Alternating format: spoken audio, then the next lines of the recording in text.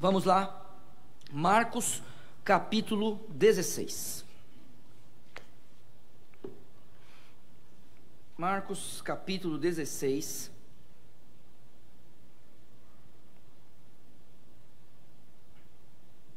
Aí nós vamos para o verso 1, tá?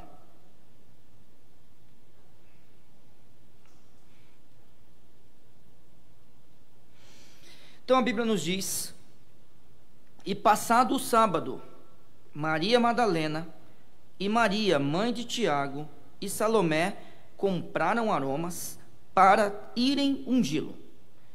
E no primeiro dia da semana foram ao sepulcro de manhã cedo, ao nascer do sol, e diziam umas às outras: quem nos revolverá a pedra da porta do sepulcro? E olhando viram que já a pedra estava revolvida, e era ela muito grande. E entrando no sepulcro, viram um jovem assentado à direita, vestido de uma roupa comprida branca, e ficaram espantadas. Ele, porém, disse-lhes: não vos assusteis, buscais a Jesus Nazareno, que foi crucificado, já ressuscitou, não está aqui, eis aqui o lugar onde o puseram. Mas ide, dizei a seus discípulos e a Pedro, que ele vai adiante de vós para a Galiléia, ali o vereis, como ele vos disse. E saindo elas apressadamente, fugiram do sepulcro, porque estavam possuídas de temor e assombro, e nada diziam a ninguém, porque temiam. Vamos orar mais uma vez. Santo Deus, nós agradecemos pela tua palavra e pedimos que o Senhor a abençoe nesse instante, tocando nos nossos corações, para que a nossa fé cresça, ó Senhor Deus, e nós possamos glorificar o nosso Senhor Jesus Cristo cada dia mais em nossas vidas, em nome de Jesus, amém. Muito bom, então vamos lá. Hoje pela manhã o nosso irmão David, ele leu os versos que eu gostaria de ler, e eu fiquei a pensar quando ele ia lendo os versículos. E ele já pregou tudo que eu vou pregar, mas mesmo assim eu não podia mudar minha mensagem. Então, o que eu fiz? Continuei a mensagem. E eu não posso, iniciar essa mensagem de outra forma. Eu inicio a mensagem trazendo à memória as palavras do apóstolo Paulo em 1 Coríntios capítulo 15. Palavras estas que são justamente sobre o capítulo da ressurreição. Então vamos lá para 1 Coríntios capítulo 15. E aí a gente... Primeiro vai para o verso 19. Se esperamos em Cristo só nesta vida, somos os mais miseráveis de todos os homens. Então, o que nós devemos ter no nosso coração e na nossa mente? Nós podemos esperar as bênçãos de Jesus nessa vida. Nós não podemos esperar quem é Jesus nessa vida. Não, irmãos, é desde já, mas esperando algo ainda melhor, algo ainda maior, porque não esperamos nele só nessa vida. Por quê? Porque ele ressuscitou. O verso 14 diz: e se Cristo não ressuscitou, Paulo argumentando, logo é vã a nossa pregação, e também é vã a vossa fé. O que nós estamos vendo aqui? A ressurreição, ela é a base da nossa fé. Onde que a nossa fé está sustentada? Na ressurreição de Cristo. Quando nós pensamos nessas coisas, puxa, qual é o momento mais importante da história? A gente lembra, a crucificação do Senhor Jesus. Qual é a frase mais poderosa de toda a história? Está consumado, como eu disse hoje pela manhã. E quando a gente pensa, onde está a base da nossa fé? Se a ressurreição não existisse, não valeria de nada crer. A base da nossa fé está na ressurreição do nosso Senhor Jesus Cristo. E eu quero dizer, não era assim que eles estavam pensando, até entenderem direitinho que Cristo ressuscitou. Não era assim que eles pensavam. Por favor, volte para Marcos capítulo 16. Olhe só comigo, veja se é nisso que eles estão pensando. E passado o sábado, verso 1, Maria Madalena e Maria, mãe de Tiago, e Salomé compraram aromas para irem ungí-lo. Se elas foram até Cristo para ungí-lo, esperavam encontrar Jesus no sepulcro, morto. Vamos continuar. No mesmo capítulo, verso 11. E ouvindo eles que vivia e que tinha sido visto por ela, no caso Maria Madalena, não creram. Está vendo?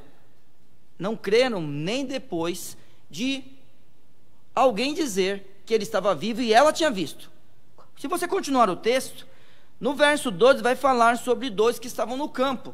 E no verso 13, que viram Jesus. E no verso 13 vai dizer, e indo esses, anunciaram-no aos outros, mas nem ainda esses creram. Não era assim que os apóstolos pensavam. Na verdade, os apóstolos é que ensinaram isso para nós. Os discípulos de Cristo, durante a história, ensinaram que nós não deveríamos esperar Jesus somente nessa vida.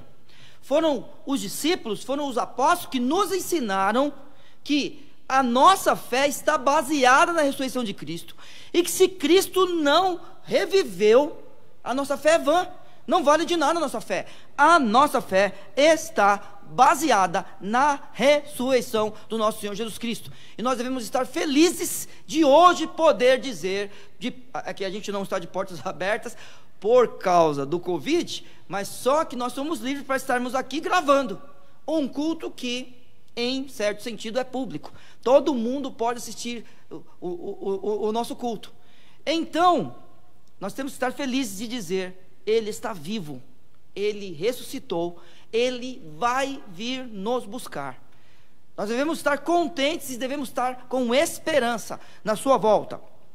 Olhando para o texto, nós pensamos primeiro nestas mulheres. Irmãos, quando nós vamos ler sobre o costume da época, quando pensa em ungir alguém que está sepultado, os homens só poderiam ungir homens, mas as mulheres poderiam ungir homens e mulheres. Ótimo. Por que os discípulos não foram então? É claro que isso não tem resposta. Cada um de nós vai dizer, eles estavam com medo, né? Eles estavam desanimados, né? Cada um de nós pode dizer o que quiser. Nós não sabemos por que eles não foram, mas as mulheres foram. Versos de 1 a 4. E passado o sábado, Maria Madalena e Maria, mãe de Tiago e Salomé, compraram aromas para irem ungí-lo. E no primeiro dia da semana foram ao sepulcro de manhã cedo, ao nascer do sol, e diziam umas às outras, quem nos revolverá a pedra da porta do sepulcro? E olhando, viram que já a pedra estava revolvida, e era ela muito grande. Ótimo. As mulheres foram. E vamos lá? A Bíblia diz que elas foram comprar aroma, né? E passado o sábado, essas mulheres, verso 1, foram comprar aroma. Só que daí, no verso 2, diz que de manhã, ao nascer do sol, elas foram ungir. Então, olha só. Cristo morre na sexta-feira. Como Cristo morreu na sexta-feira, não dá tempo de ungí-lo, né? O rito para o sepultamento não dá tempo de fazer.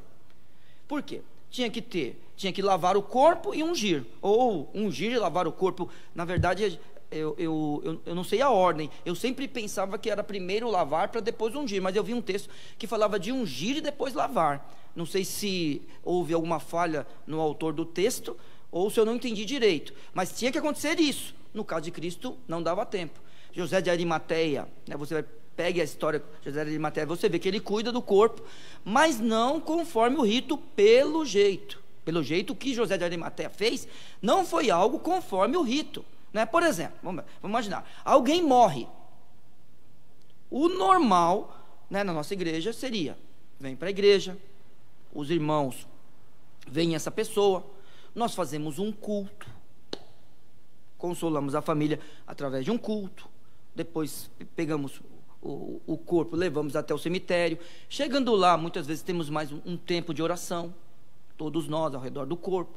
Depois todos vamos até o lugar de sepultamento e vemos a pessoa sendo sepultada. Esse é o rito que acontece hoje conosco, né? Além disso, vamos imaginar, tem flores no caixão, tá? E assim, sempre essas coisas. Parece que o rito não foi completo, ou não foi do jeito que era para ser. O que José de Arimateia fez, tá? As mulheres foram lá. Então é assim, ele morre na sexta. Ótimo. Morre na sexta. A forma judaica de contar o dia é um dia começado, é um dia inteiro. Então, imagina, falta algumas horas para acabar a sexta-feira, é um dia. Passa o sábado inteiro, aí é um dia inteiro mesmo. Ótimo. No final do sábado, pode ter alguma coisa aberta. Pode ter. As mulheres, no final do sábado, né, quando o sábado acaba, tem alguma coisa para comprar, elas vão lá, tem alguma necessidade, perdão, e pessoas do comércio, elas vão lá e compram rapidamente. Ou, acabou o sábado, começa o domingo, algumas horas do domingo, conta um dia completo, 3 dias. Quando a gente pensa no Senhor Jesus, ele ficou 3 dias sepultado, é por causa disso, tá, irmãos? Por causa disso. Eu sei que existe a teoria que Jesus foi morto na quarta-feira, mas me perdoe, eu prefiro pensar da forma tradicional mesmo. Um dia começado, qualquer parte do dia, um dia inteiro na contagem, tá bom? De 1, 2 e 3 dias. Ótimo. Ou essas mulheres foram à noite, logo após o sábado acabar, ou elas foram de manhãzinha. Eu prefiro pensar que elas foram à noite, o sábado acabou, eles abrem rapidinho as coisas para as necessidades das pessoas que passaram um dia sem nada aberto, vão lá e compram. No outro dia, cedinho, elas vão ungir Cristo. Verso 1 diz que elas queriam ungí-lo. No verso 2, e no primeiro dia da semana, Cristo morre na sexta. No primeiro dia da semana, logo cedo, foram ao sepulcro de manhã cedo, ao nascer do sol. Então, o sol começou a dar a sua luz, as mulheres vão ao sepulcro. Então, vamos lá. Era necessário?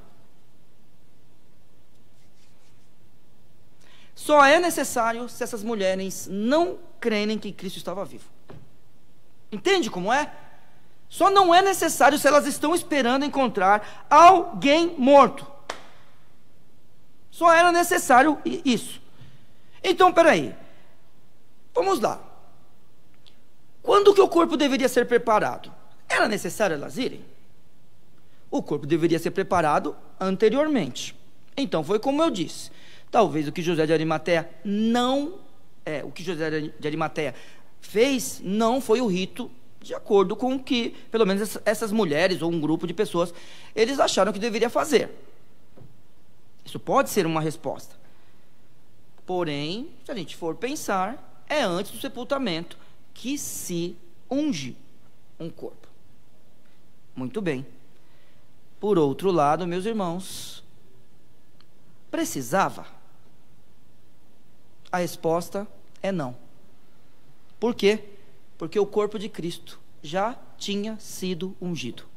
Então vamos lá. Se o rito passa pela unção, né, do corpo, ungir o corpo, então ninguém mais precisava fazer isso, porque o corpo do nosso Senhor Jesus Cristo já tinha sido ungido e preparado para o sepultamento. João capítulo 12.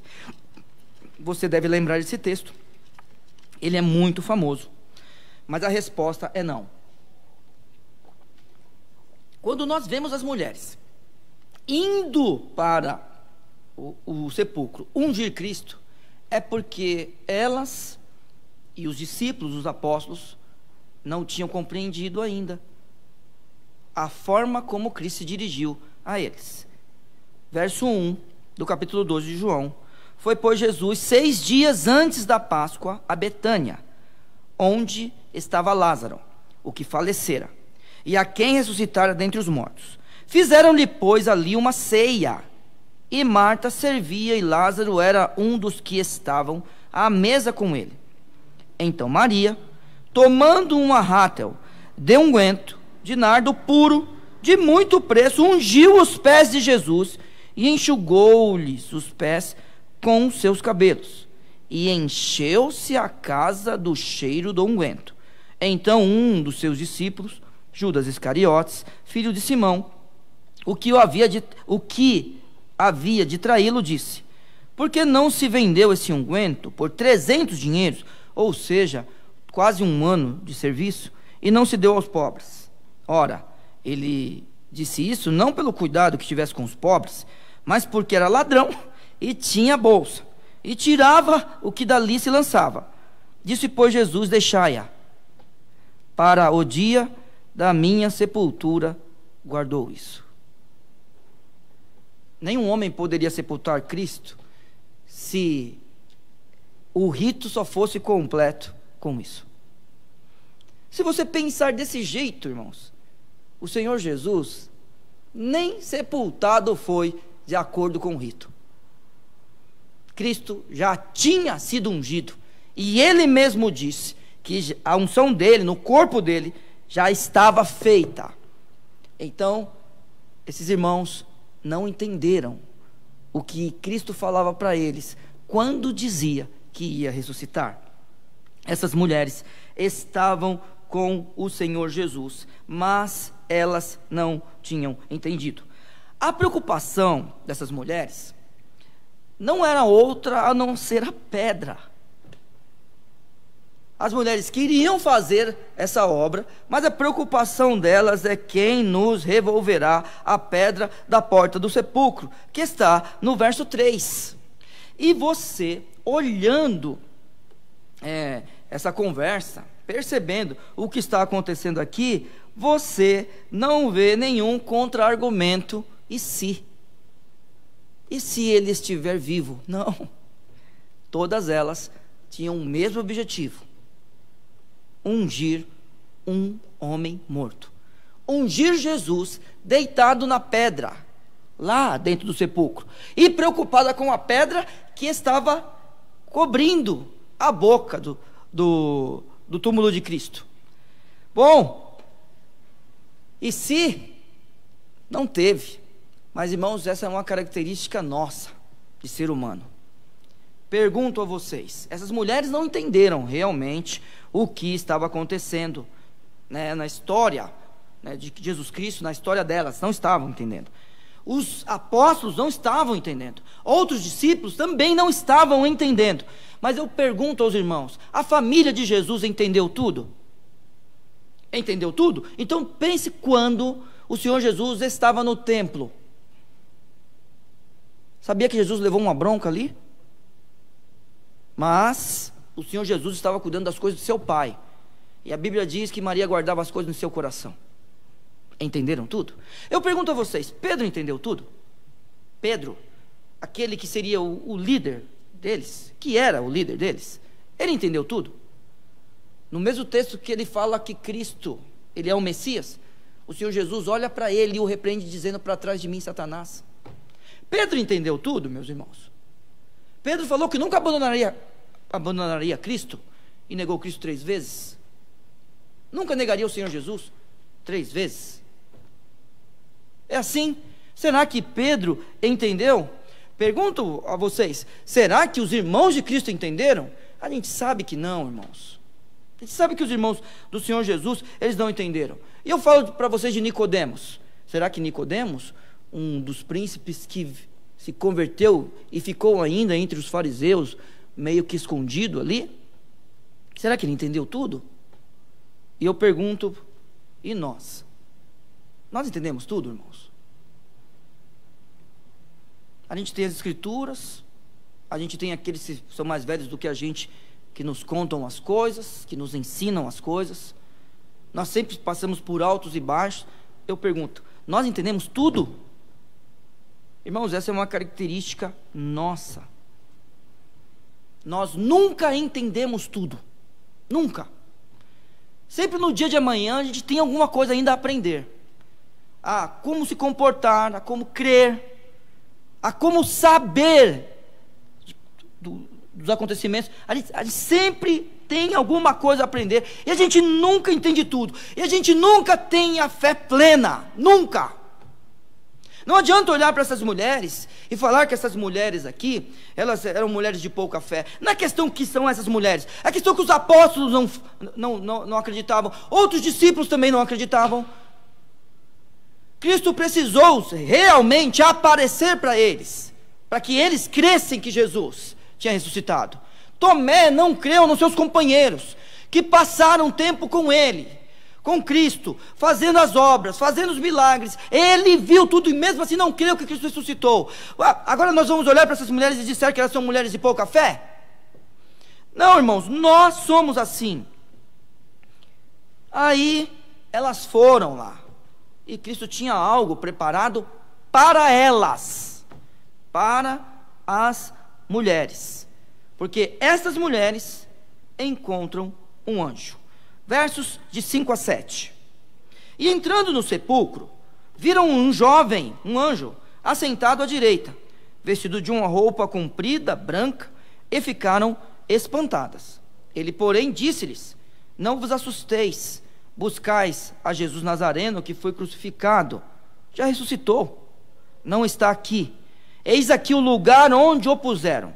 Mas ide, dizei a seus discípulos e a Pedro, que ele vai adiante de vós para a Galileia. Ali o vereis, como ele vos disse.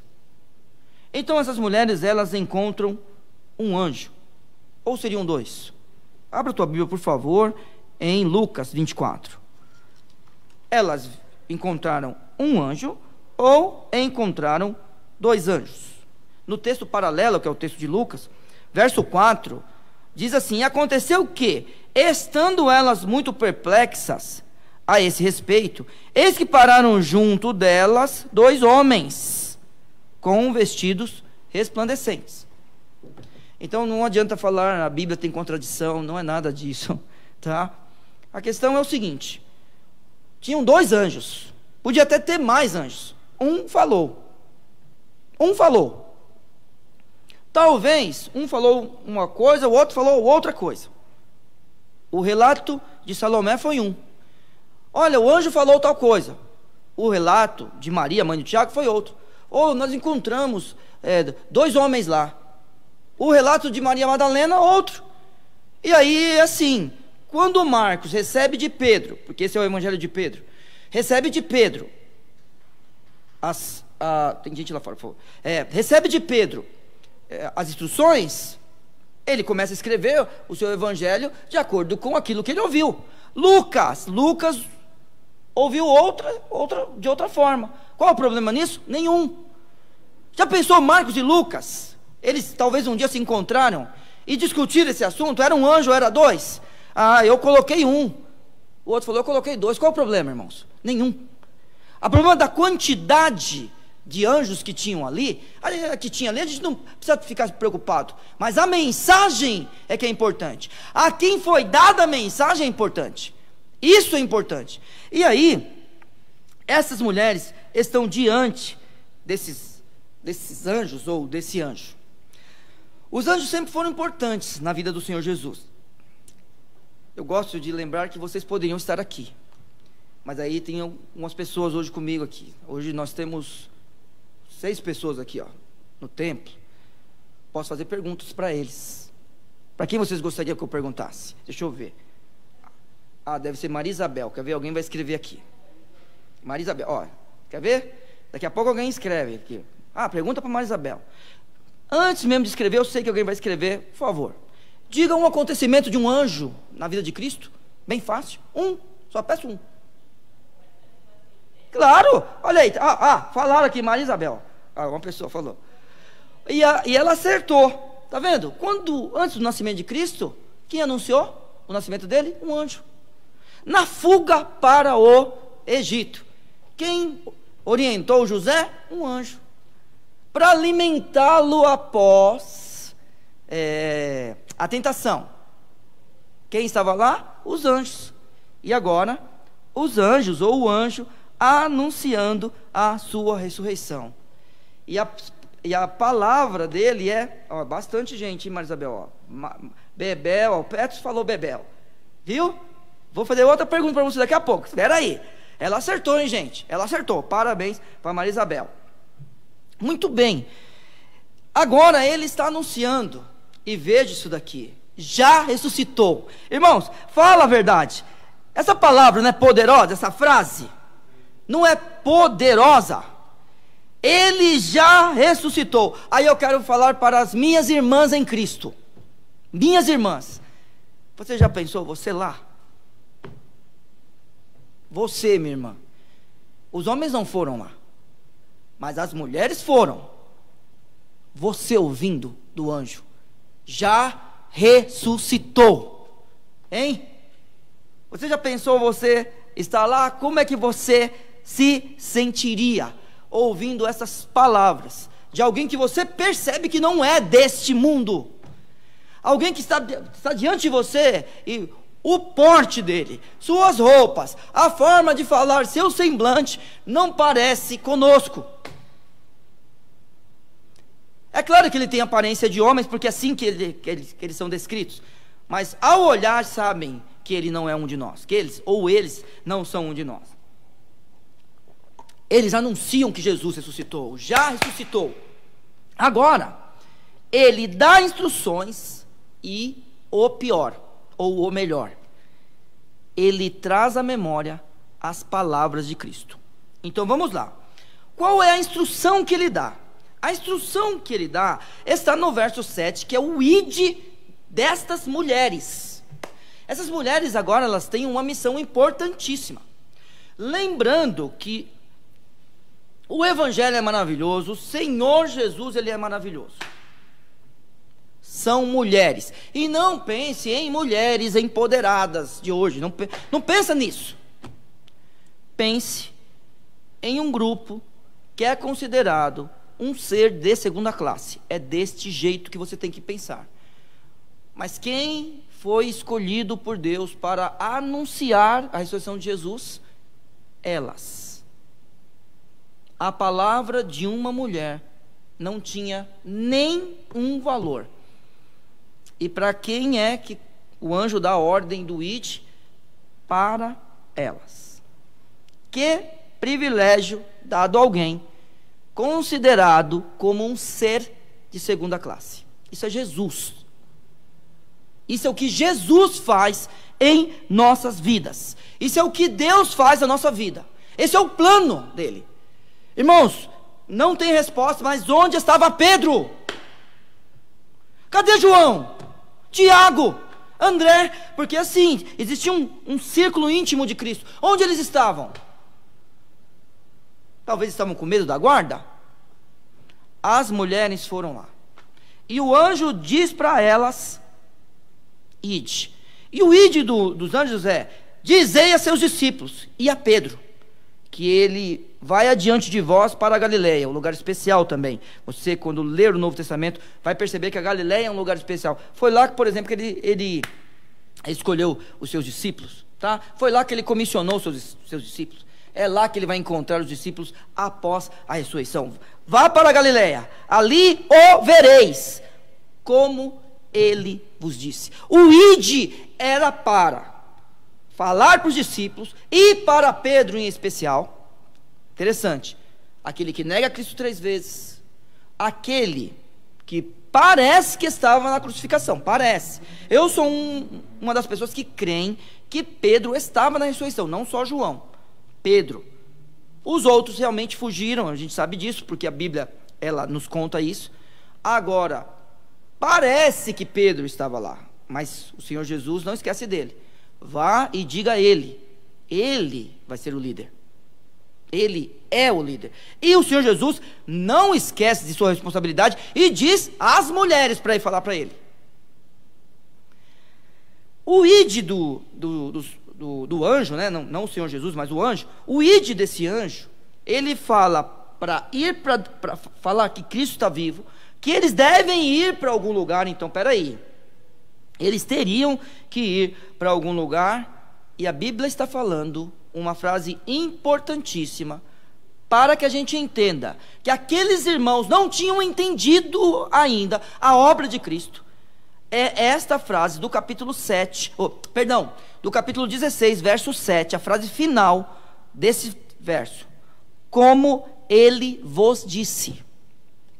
Meu irmão, parece com a gente. Esses homens e essas mulheres parecem com a gente. A questão é que ele já tinha dito. vá lá e fale isso, isso e isso, faça isso, isso e isso, porque ele já tinha dito que ele ressuscitaria. Então vamos caminhar um pouco pelo Novo Testamento. Vamos para Mateus. Vamos lá. Mateus, no capítulo 16. Mateus 16, verso 21.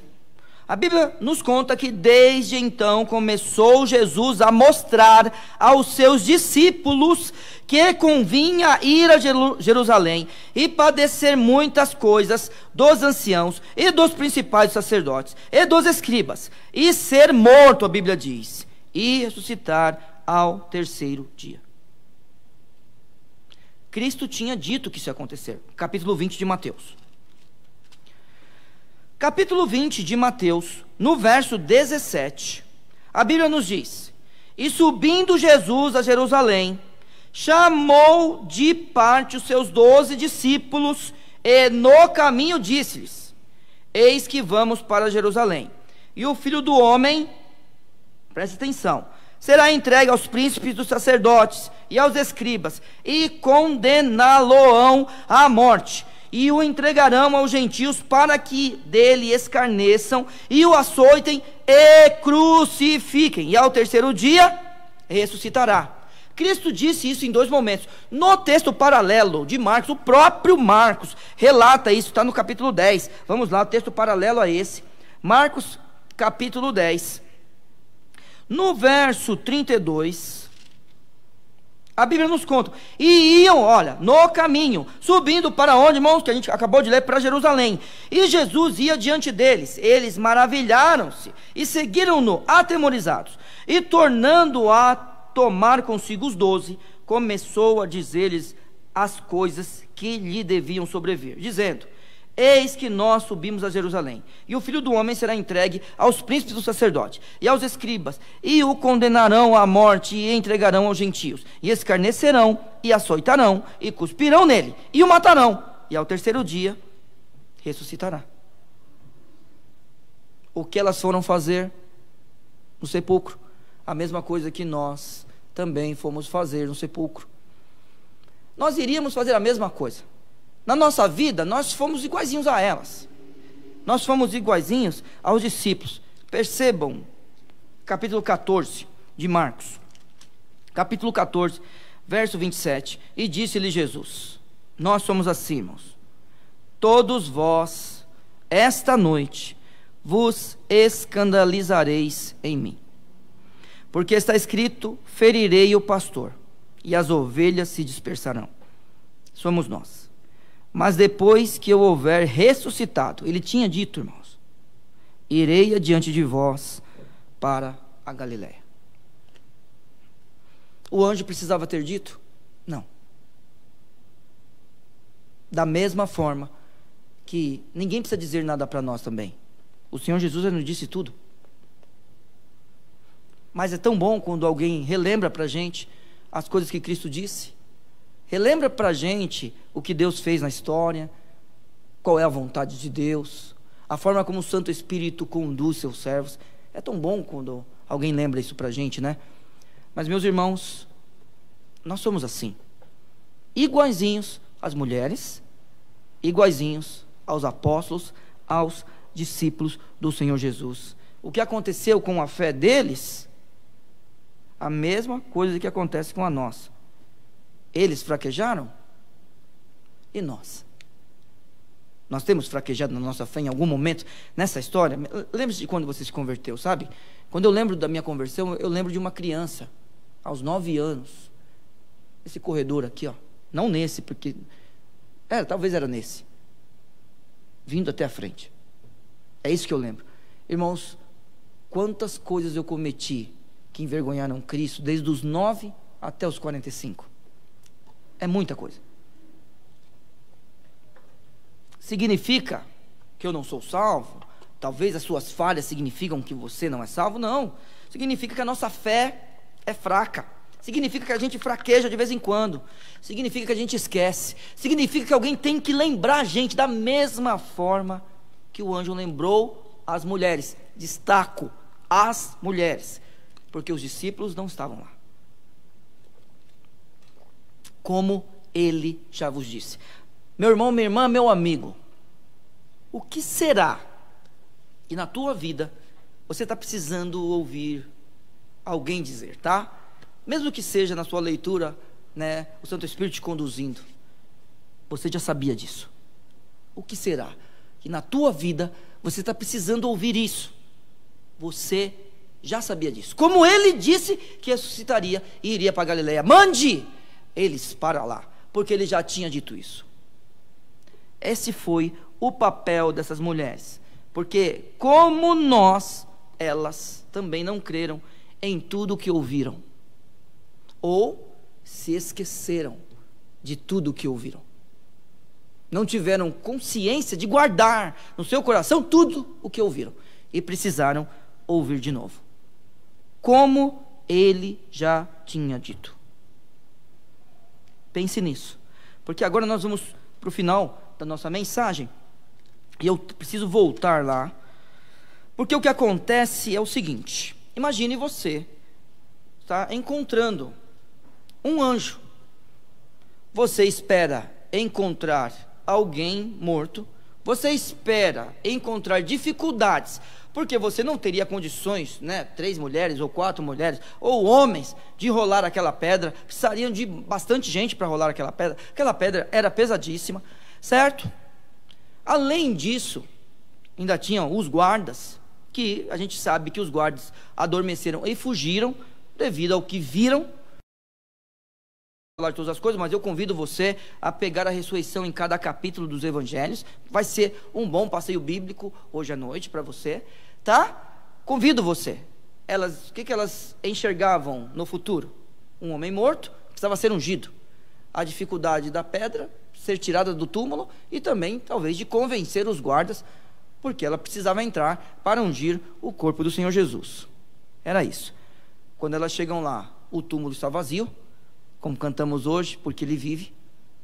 Ele está vivo. O túmulo está vazio. Não tem guardas ali. A pedra está removida. E quando elas entram, encontram um anjo. Imagine como deveria, né, estar os corações dessas mulheres. O anjo falando com ela. Verso 8 diz: e saindo elas, vamos só lembrar quem são elas. Verso 1: Maria Madalena, Maria, que é mãe de Tiago, e Salomé. São essas 3. Verso 8: e saindo elas apressadamente, fugiram do sepulcro, porque estavam possuídas de temor e assombro. Acho bem plausível isso. E nada diziam a ninguém, porque temiam. A ordem era chegar até os discípulos, tá? Essa era a ordem, chegar aos discípulos. E Jesus, verso 9, tendo ressuscitado na manhã do primeiro dia da semana, apareceu primeiramente a quem? Maria Madalena, da qual tinha expulsado 7 demônios. As mulheres vão ao sepulcro. As mulheres encontram o anjo. Perdão. As mulheres encontram o anjo. E Jesus se encontra com Maria Madalena. Irmãos, neste contexto, somente as mulheres. Não importa onde os homens estavam e nem porquê. Deus está usando estas mulheres. O Senhor Jesus está usando estas mulheres. Vamos imaginar o seguinte: nós não conhecemos o final da história de Cristo, que é o Cristo ressurreto. Vamos imaginar que a gente não conheça, mas a gente sabe que ele vai ressuscitar. Após a ressurreição, quem você pensaria que Jesus apareceria primeiro? Quem? Eu tenho um. Quem? Fala aí vocês. Quem? Covardes. Fala logo, Kaique. Quem você acha que Cristo falaria primeiro, para que ele ressuscitou? A mãe dele? Olha, eu acharia Pedro. Na hora. Para mim era Pedro, o primeiro que ele falaria. Tanto que foi o primeiro que ele mandou falar. Vai lá falar para os discípulos e para Pedro. Não falou para a mãe dele, percebe?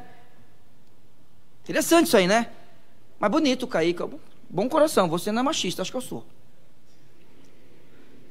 Aí, mas Isabel concorda. Não é para concordar com isso não, Isabel. É para falar, não, pai, você é tão legal. Quem você pensaria? Pode ser em Maria Madalena? Irmãos, Maria Madalena aparece na história agora. Você pensaria numa mulher? Eu digo, pensando com a cabeça de hoje, você, até concordo com você, com a cabeça de hoje, mas não cometendo anacronismo cristão, é impossível você pensar nisso. Se a história tivesse ocorrendo, a gente está no 1º século, a palavra de uma mulher não valia nada. É claro que ele falaria com um homem. Pois é, Cristo é contra a cultura. O evangelho é contra a cultura. Não tem nada de revolução. Ah, Cristo é o maior revolucionário. Que revolucionário? Vai comparar Cristo com quem? Com Che Guevara? Ah, por favor. Tem nada de revolução em Cristo. E se, vamos imaginar, revolução, o único revolucionário que cumpriu a lei. Dá para entender? Não dá, né? Não dá. Não chame Cristo de revolucionário. Não, ele é contra a cultura. Isso ele é mesmo. Ele inverte os papéis. Isso ele faz. Porque Jesus vai e fala com essa mulher. Ele aparece a uma mulher. Um ser de 2ª classe? Não. Para Cristo, todos somos iguais. Temos papéis diferentes, mas somos iguais. O texto no início da Bíblia diz que Deus deu para Adão uma companheira idônea, que tinha total capacidade de andar ao lado dele e cuidar de tudo junto com ele. É isso que a Bíblia diz. Quando eu li para vocês na quarta-feira, para ele não há macho nem fêmea, todos iguais diante do Senhor Jesus, cada um no seu papel e se complementando. Ser de 2ª classe? De forma nenhuma. De forma nenhuma. Empoderada? Ah, coitados. Não. As mulheres em Cristo são poderosas. Elas já são. Elas vão receber poder de quem? Se não do Senhor Jesus. Não, me conta. Você que é mulher. Você aí. Eu tenho uma pergunta para você. Se o Senhor Jesus tem todo o poder, por que as mulheres querem ser empoderadas hoje? Não precisa responder, você não sabe, tudo bem. É porque elas não têm o poder de Cristo em suas vidas.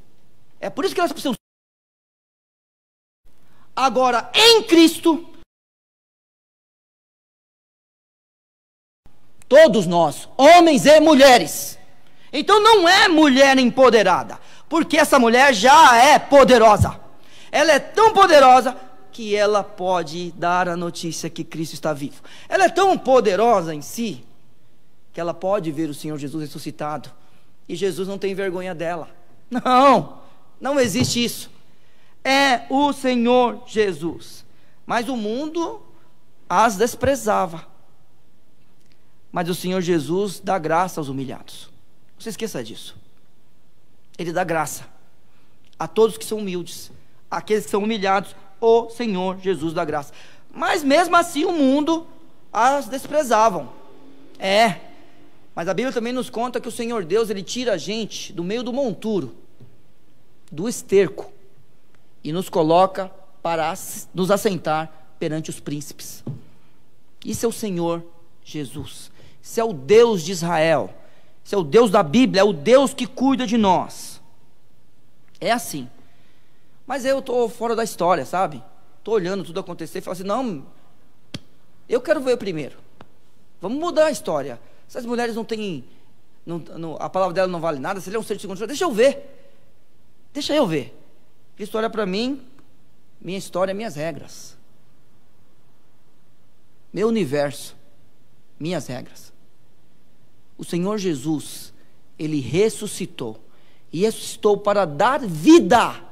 Vida nova e vida abundante para todo mundo que crê, não importando se é homem ou mulher, se o pecado dele é o dinheiro ou a inveja. É para dar uma vida nova, para fazer você um ser diferente, um ser poderoso, um ser de 1ª classe, porque em Cristo nós somos mais do que vencedores.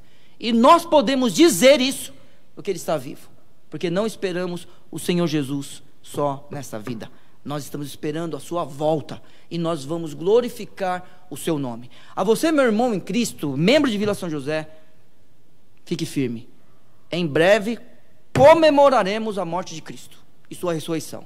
No primeiro culto que a gente estiver junto aqui, quando for possível, quando estivermos dentro da lei, né, que pode se reunir de novo, nós vamos tomar a ceia, glorificando o nome do nosso Senhor Jesus Cristo, comemorando sua morte e falando para todo mundo: eu estou firme, Ele vai voltar e vai me encontrar esperando por Ele, porque Ele está vivo e Ele vai me dar vida abundante, já agora e depois ainda mais ao seu lado, no lar celestial. Que Deus, Ele te abençoe. Vamos orar. Obrigado, meu santo Senhor, eu agradeço, porque o Senhor cuida de nós, e peço que o Senhor abençoe a nossa semana, que o Senhor nos use para a tua glória sempre, e nos abençoe. Aqueles, ó Senhor Deus, que ainda não têm Cristo, eu clamo que o Senhor abençoe a vida deles, e que em Cristo possam ser mais do que vencedores, em Cristo possam ter uma vida diferente, uma vida abundante, e que sempre no nome de Cristo nós possamos te glorificar, e é em nome dele que eu oro, amém. Então, boa noite a todos, até quarta-feira.